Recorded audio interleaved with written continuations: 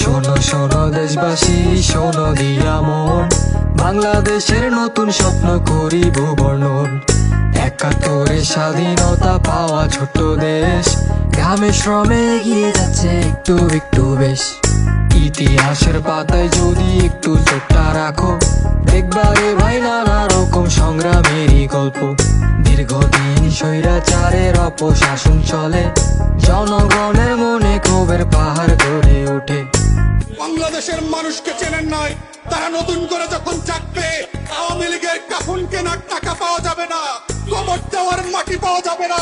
সেই দিন আসতেছে, সেই দিনের প্রস্তুতি নেন। ২৪ জুলাই মাসে ছাত্র জনতা রাস্তায় নামে, আন্দোলনে খোঁজে নতুন দিশা। রক্ত ঝরে ছাত্র মরে, শপথ হয় দৃঢ়, আবু সাইদ মুগ্ধ সহ আরো সব হিরো। সবার চোখে মুক্তির নেশা, বুকে নিয়ে ঘৃণা, স্বৈরাচারের পতন করলো হলো দেশ ছাড়া।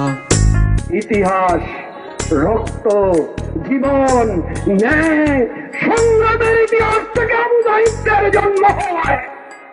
নতুন স্বাধীনতার পালে লাগলো এবার হাওয়া, আমার বাংলাদেশ পার্টির নতুন পথ চলা। বাংলাদেশের এমন কোনো গ্রাম থাকবে না, এমন কোনো পাড়া থাকবে না, এমন কোনো জেলা উপজেলা মহানগর থাকবে না যেখানের মানুষ এবি পার্টির নাম জানবে না। নানা ধর্মের, নানা বর্ণের, নানা জাতের মানুষ, ছোট্ট বাংলাদেশে উড়বে সম্ভাবনার ফানুষ।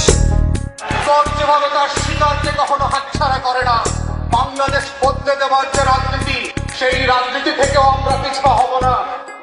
তারুণ্যকে সামনে রেখে এগিয়ে যাবে দেশ, এবি পার্টির স্বপ্ন দেখে সুখী বাংলাদেশ, এবি পার্টির স্বপ্ন দেখে সুখী বাংলাদেশ।